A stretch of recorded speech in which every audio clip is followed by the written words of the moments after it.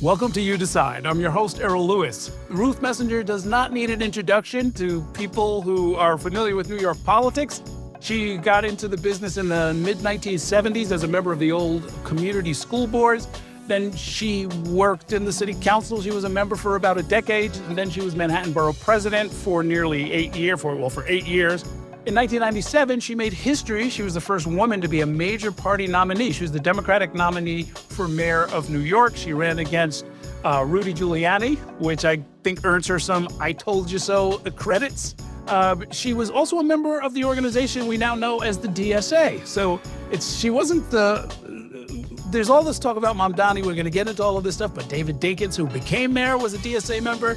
Ruth Messinger, who ran the same year for Manhattan Borough President, was a DSA member. She was the Democratic nominee for mayor in 1997. She was a DSA member. Anyway, for some perspective, after leaving city politics, Ruth Messinger led the American Jewish World Service for nearly 2 decades, from 1998 to 2016. She is now its inaugural Global Ambassador. Under her leadership, the organization has granted more than $300 million to more than 1,000 grassroots organizations in dozens of developing countries. So recently, she has stepped back into the political arena. Actually, people like Ruth Messinger never really leave public service, but she has voiced her support for the Democratic mayoral nominee, Zohran Mamdani. It stands out at a time when many New York Democrats are kind of running the other way. So glad to have you here. Great to see you.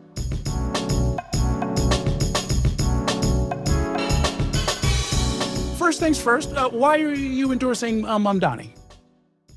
I'm endorsing him because he's an exciting candidate for mayor who's speaking to the issues that actually matter to New Yorkers.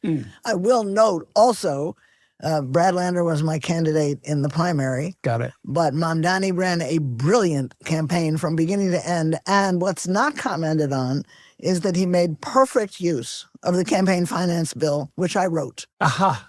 Okay. Very good. So you're the mother of matching funds, right? I should have mentioned that in your introduction. Do you have any concerns about Mamdani's support for the BDS movement, the boycott and sanctions movement against Israel? Look, I have some agreements with Mamdani on the Middle East and some disagreements. The Jewish community in New York has 1,000 different opinions on all of these issues. Sure. He's not running to be my ambassador to the Middle East. Then I might have a few questions. Mm-hmm. He's running to be the mayor of an extraordinary city with a very large population of Jews, and he has been eloquent in talking about fighting hate crimes of all kinds, recognizing that there's a rise in anti-Semitism, which he plans to address. I just think he couldn't be clearer about those issues. But I endorsed him because of everything else that he's saying. He's talking about the issues that matter to New York families. You know, I'm very lucky, Errol. I live with my great-grandson. He's 5. I live with his parents. He's starting public school in a week, kindergarten. He literally has friends from pre-K whose families are leaving the city because they can't afford to live here. Wow. So in a sense, in our circle, it's real. Right. And I want him to thrive in New York. I want his grandchildren to thrive in New York. And Zohran Mamdani is talking about the issues that are on the minds of the vast majority of New York families. Let's talk a little bit about the anti-Semitism. From your perspective, what is going on? Are things worse? Are they better? Are they getting a different kind of political attention?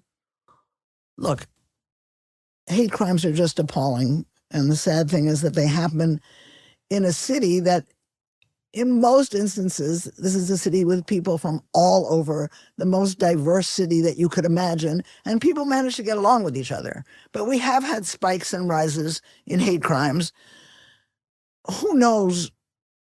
I'm convinced that there's more anti-Semitism and some really ugly acts now. I'm also convinced that they're getting a different kind of public attention, which is good, because we want to know that people got shot, that a synagogue got attacked, so that we will figure out what to do with it.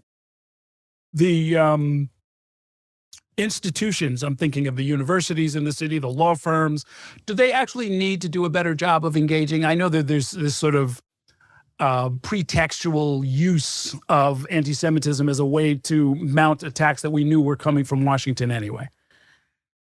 I feel like the universities and the law firms are under a spotlight, and I'd like to see them doing better and stronger. I'd like to see them standing up to the government when the President of the United States tells you that he's destroying the flow of research funds because somebody said something anti-Semitic. That's just crazy thinking. And he's trying to play issues against each other and play people against each other.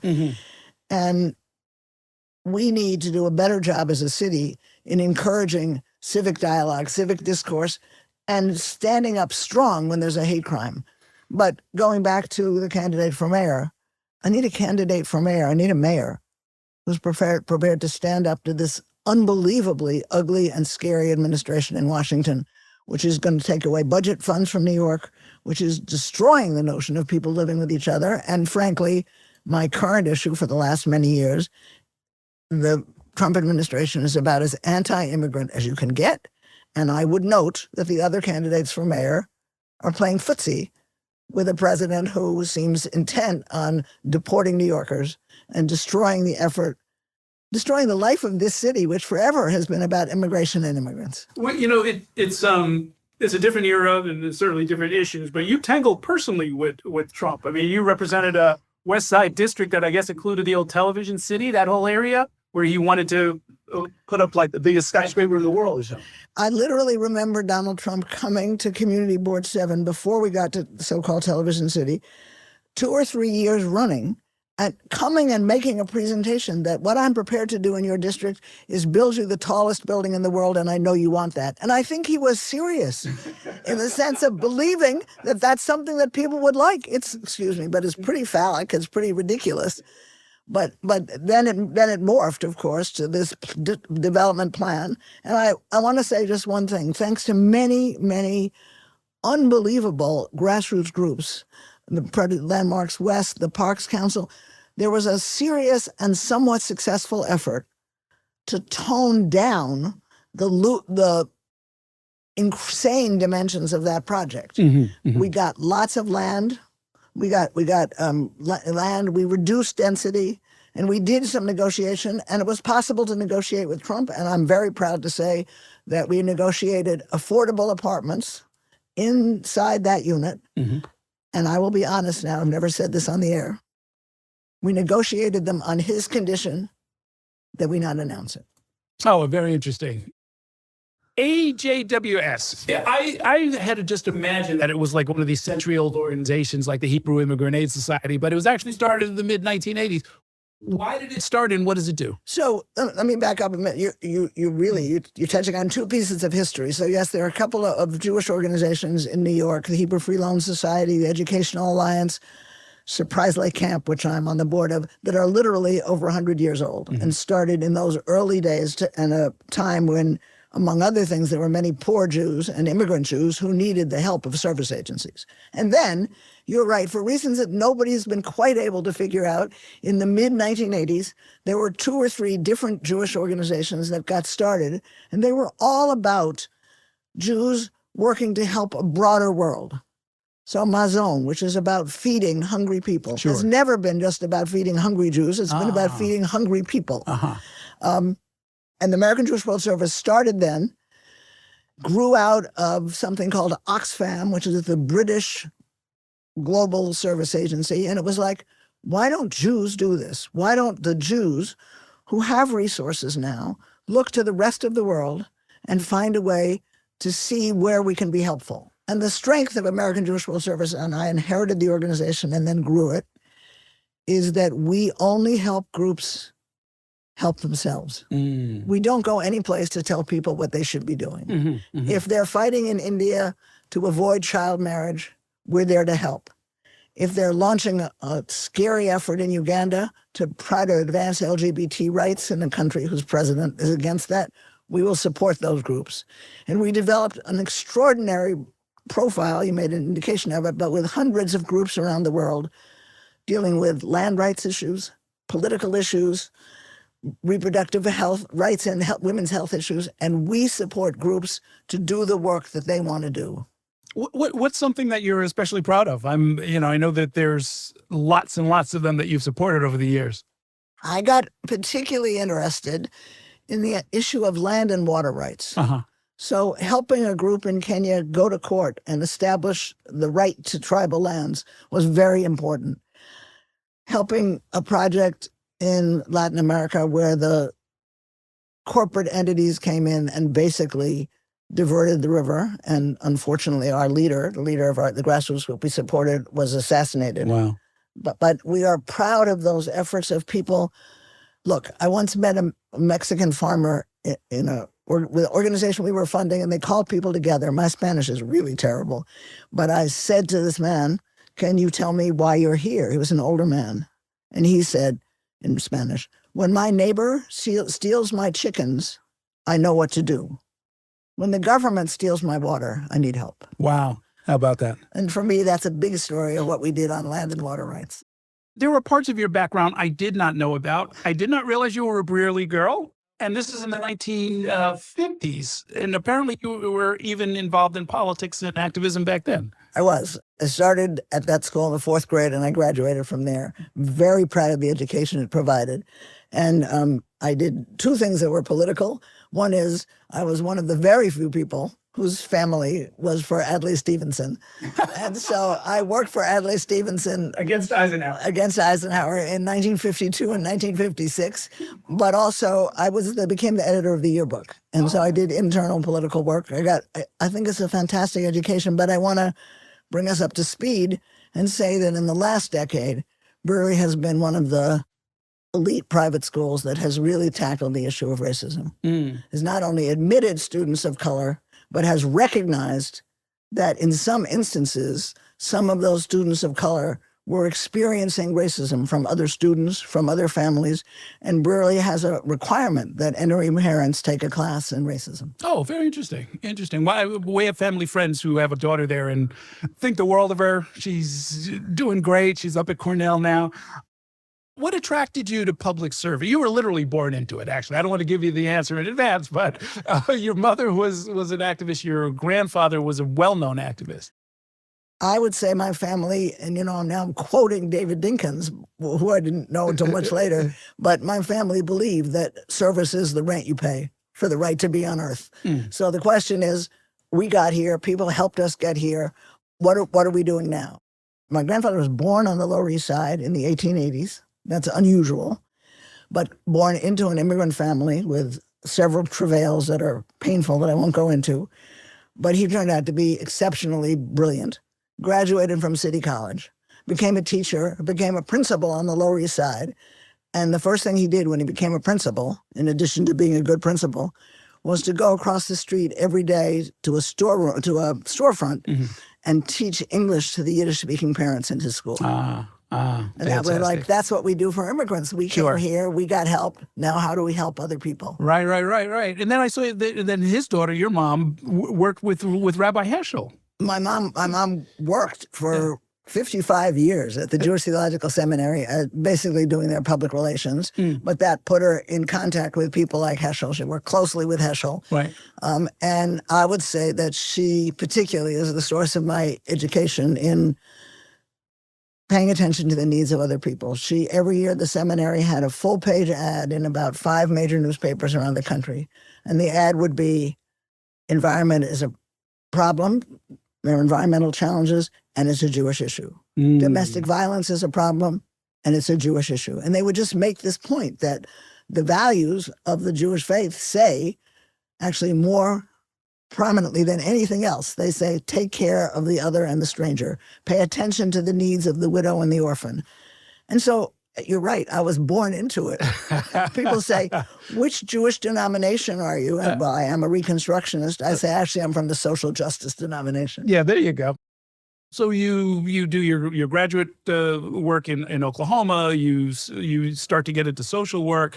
Then you come back and you're on the West. You're back in the city and you run for school board, which was not just unpaid but thankless at the time, from start to finish. Right?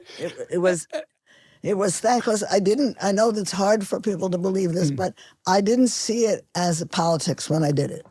I was working with a group of parents. We actually ran a school that today would be considered a charter school. We put together a school. The structure of our school, the intent of our school on the West Side was 1/3 white, 1/3 Hispanic, 1/3 Black. And we kept to that and was foundation supported. How about that? Did a great job for 7 years and, to be honest, ran out of funding. But at that point, all of the kids from our school were going to be in the District 3 schools. And someone said, let's put together a parent slate for the election.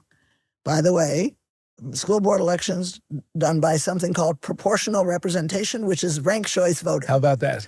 So it was ranked choice voting. Yeah. And we are the only school board in the history of New York that a majority of parents got elected, because we ran a parent slate and 5 of the people on our slate won.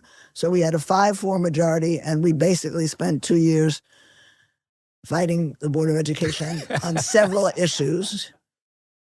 And that was my taste of politics. And the one thing I did there that broadened my perspective was I realized that our local elected officials, council members, state senator, didn't know what was happening in the public schools. They were not, in most instances, they were not public school parents. Right. They knew the schools were there, but they just didn't have the information. It wasn't a focus. They paid attention to housing and rats and garbage.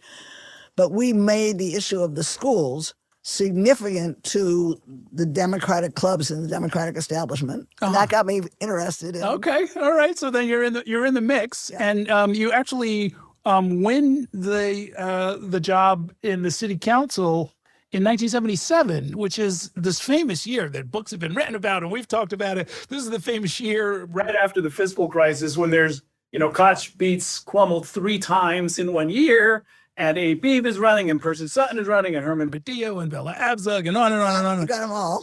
Were you aligned with any of them? Yes. Let me back up for a minute. Yes. You're right, 77 was that visible year.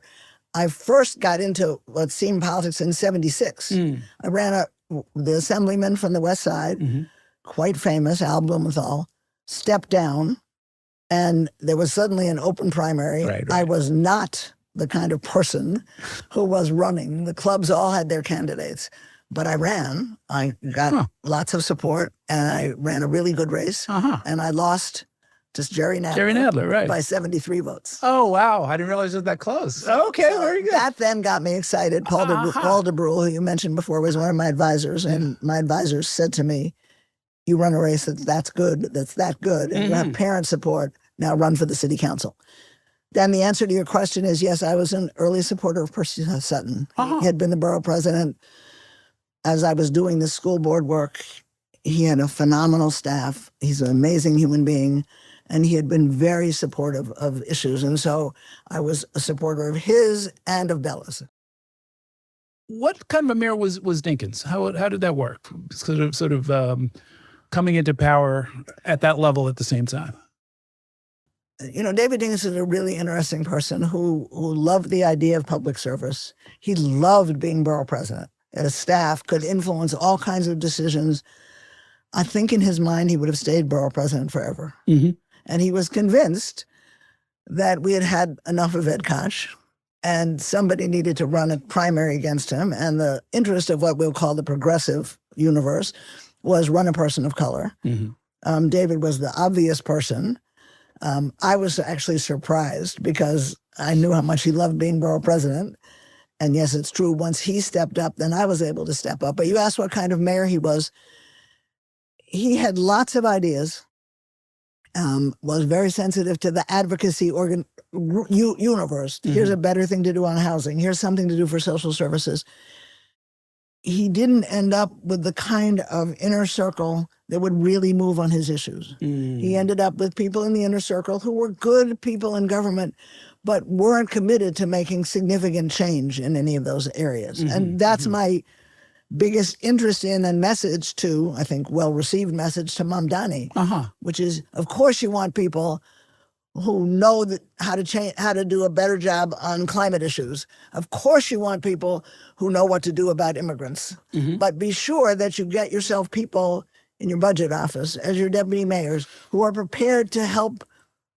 What's the expression? Break the eggs to make an omelet. Sure. That's right. It's got to be translated into the very mundane parts of operating the city, right? Right. And the big challenge here, and another reason that I'm very excited about Mamdani, is more than ever in my history in government, we need someone to stand up to the federal government. Right. So then you run against Rudy in 1997, but there were no term limits at the time, right? I mean, you could have stayed for at least one more term, right? I could have stayed. Yeah. What made you decide to do that?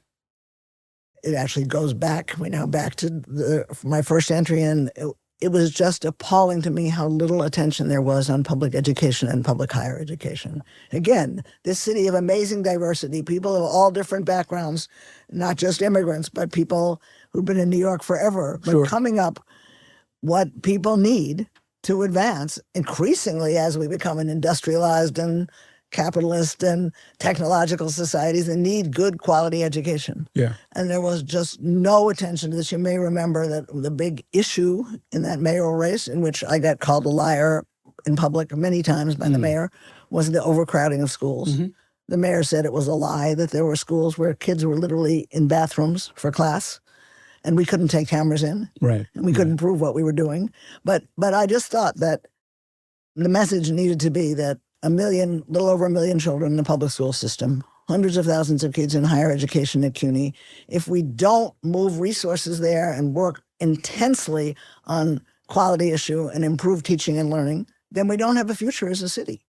And we don't open up doors of opportunity for people moving up. And so that was the central issue of my campaign, as you will recall. I remember. For various reasons, including, not limited to, but including the fact that Giuliani threatened people who supported me. And that's true.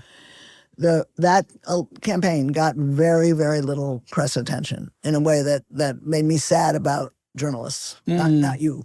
But well, as you remember, I was running that year too. In 1997, my one and only attempt at city council at public office. Right. And thank you for, I know I've thanked you before for working with me, and we did our petitions together, and it sort of helped ease my way into what was a very tricky year. But it was a tough year. It was a tough year. But it's interesting, and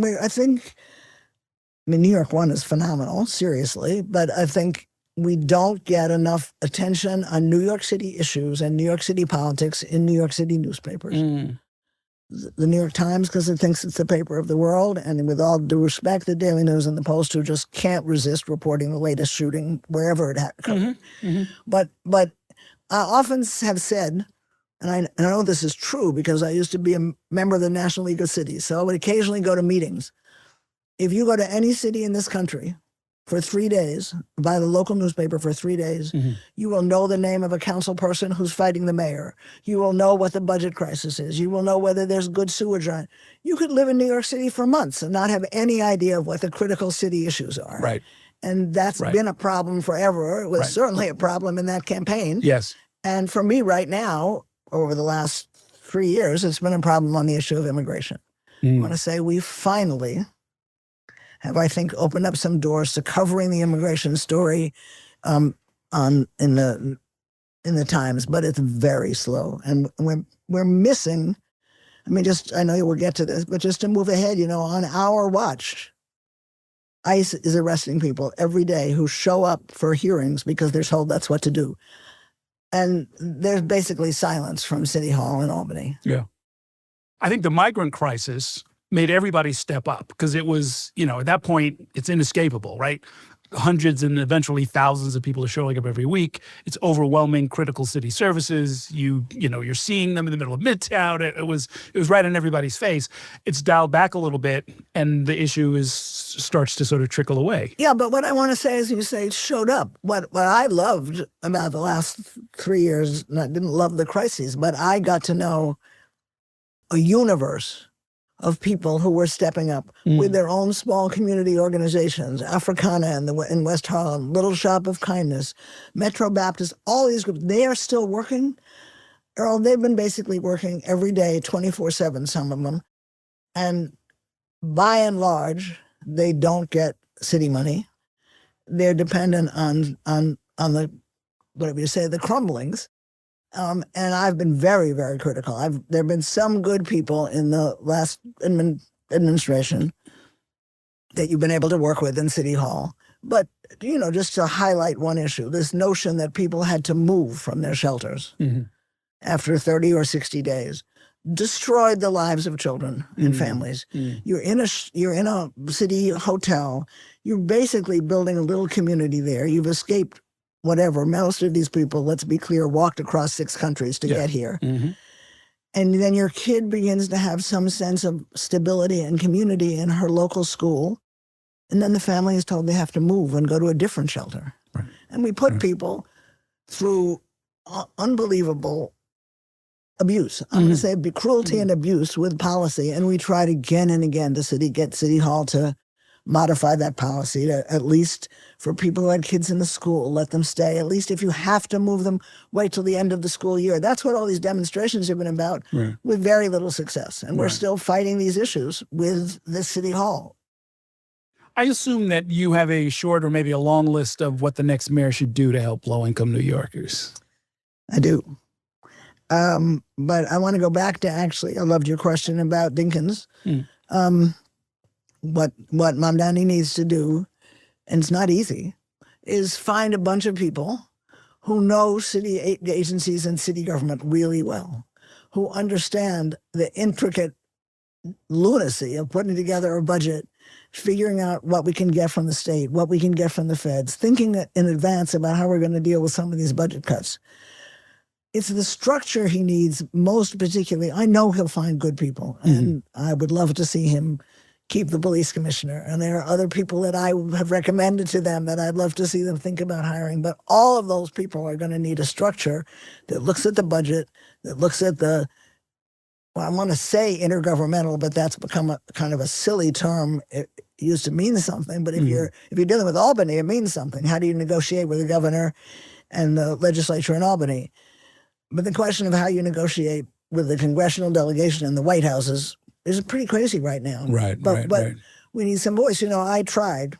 I'm not the only person who's tried, but I tried with a couple of members of Congress over the last 2 years to say, could you pull together at least some of New York's congressional delegation and let's talk about what's really happening, good for these immigrants and bad for these immigrants. Nobody was willing to sit down with us. The politics of sticking up for immigrants, even in New York, I mean, the hard political reality is you're not necessarily going to get votes from that population, right? Isn't that kind of the source of the challenge? Well, maybe that's the source of the challenge, but that's very sad. I do a lot of speaking about immigrants, and I walk into a room, often a congregation, and I'll point to 3 people I don't know, and I say, could you stand up and tell us when your family came here, which generation, what year, where did they come from, and why? And I would say that it's almost a rule. By and large, I can then say, okay, so almost everyone in this room right now is a second-generation American. How was your family helped? And by the way, some of them were helped by an organization called New York Association for New Americans, which my grandfather helped to found. But that's the idea of giving something back. But people are immigrants, and then people will tell me, the first thing they say, Errol, is, it's different now. And I'm like, it's no different. No. It's the same issues. It's oppression. It's economic opportunity. It's looking for freedom. It's escaping from something that was about to literally kill your family. That's why people come. And what they need is the helping hand that you got, or even, to be honest, the helping hand you didn't get but wished you'd gotten. And so you're right. It might not be politically popular, but let me put it differently. It's a population that is desperately eager to be here, to put down roots, and to work. And we have industries in New York, construction, hospitals and healthcare, food service, restaurants, that actually depend on new workers, and yet we're not building those ladders. And those ladders are easy. In all of the city shelters, why did the city not contract with some agency or do it itself to run English as a second language classes in every hotel and shelter? What are the routes into employment? So I'm going to ask you a question. Guess how many, this is a New York State Department of Labor number, guess how many certified nurse assistants, those are home care and hospital care people, the state of New York says we will need by 2030. Oh, boy. It's got to be thousands, right? I'd guess 25,000. You're a good guess that the answer is 40,000. Yeah. So what are we doing? Right. I have a program, which I'm personally trying to fund now, trying to raise money. I don't have the money to do it. But an amazing organization, the New Jewish Home, runs a program to train certified nurse assistants. And they've agreed that they would take the first class, that would be 340 new immigrants. It's a 3-month program, guaranteed job at union wages. And what we need to do is raise the money for this demonstration project to show that it works. How much do you need? $5 million. Oh, okay. Well, the city budget is 120 billion. I mean, it shouldn't be that hard, right? Should be city money, state money, foundations like New York Community Trust. Sure. And I, because of my interfaith work, I'm on the chair of the board of the Interfaith Center of New York. So I'm going to each of the denominations. I'm going to Trinity Church. I'm going to the Episcopal bishop and saying, like, if all of you put in $500,000, we of course. No, that sounds pretty good. I'll be watching to see how that all works out. Well, listen, you have been such a guide and had such an important impact, including your former chief of staff, Gail Brewer, who a lot of my listeners actually do know. I think she was with you the whole time when you were Manhattan Borough President. No. She was with me 11 of the 12 years that I was in the city council. And then she went to work for the Dinkins administration and did federal relations, which we just talked about how important that is. And then she came back to run for office. And there's some nice stories about this. But when she decided to run for city council, there were some people who came to me who I think didn't know her, or maybe knew her as your staff person. Right. And they said, like, I'm interested in running for your seat in the city council now that you're running for borough president. Would you support me? And I said, well, no, I won't support you because I'll support Gail. But two is, you shouldn't run because Gail will beat anybody. And people would say, what do you mean? Like, I have this connection and that connection. And I said, go into any housing project on the West Side. That's right. And just ask. And every single one of the people in the Nightship building will come out and vote for Gail Brewer. That is absolutely true. I am an eyewitness to that. I did a thing a few years ago where I went with some of the city council members all over the city. I think I got to about 20 of them. And I'd ask them, hey, let's spend a day walking around your district. Gail, of course, this won't surprise you at all. She wouldn't let me just meet with her and walk around. She set this thing up, and we went from one housing development to the next, where there was a table there and a bunch of people who were community leaders, and she wanted them to talk. She would just sit there. I'm like, I'm here to talk to you, Gail. but that's who she is. That's who she is. A year ago, we dedicated the park next to Stephen Wise houses to playground to Father Henry Brown, who was the priest at St. Gregory the Great on West 90th, and is the person who taught me organizing, fighting for affordable housing, and standing up to elected officials who don't listen to you. I want to go back quickly to your Mamdani question and say that, again, I'm endorsing him. Look, he's a charismatic figure, did the right thing with the campaign finance law, had an unbelievable organization, 50,000 volunteers, 1.5 million door knocks. But he is talking to the issues that are on the minds of most New Yorkers. And I want to be honest with you, these are not the New Yorkers that I talk to every day. But the notion of what it costs to live in the city, I've asked them to try, it's hard, but just see if we could get a figure of how many families in the age bracket 25 to 40 are leaving the city. Can you compute that? I think you probably can, because that's what I hear from people with very little money who might be going back someplace to live at home, people with a little more money who are trying to find a suburb or another city. So for Mamdani, it's the notion of affordability, and it's not going to be easy. Of course it's not going to be easy, but what can we do to expand access to childcare? What can we do to deal with the cost of transportation and housing? Because otherwise we will lose a population that in the history of New York is always the next group up. Okay, well, we miss you out on the campaign trail. I would hope so. I told Anthony to call you because I saw you in front of the cameras. Like, look at this. Ruth's out here making noise in yet another mayoral campaign. Good for you. Thanks so much for coming by. Great talking. Thank you very much, Errol. It was fun.